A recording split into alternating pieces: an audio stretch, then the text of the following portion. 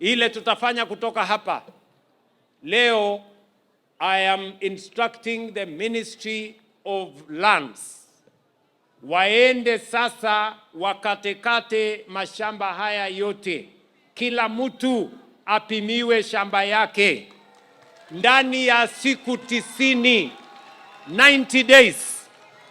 Ndani ya siku 90 mimi narudi hapa kutoa hati miliki 200,000 ya hawa wananchi. Wananchi 1,000,000 watakuwa na hati miliki. They will call home a place they live today.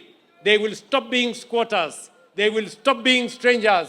They will be owners of land, homes to their children and to the future generations that they will give and bequeath these properties.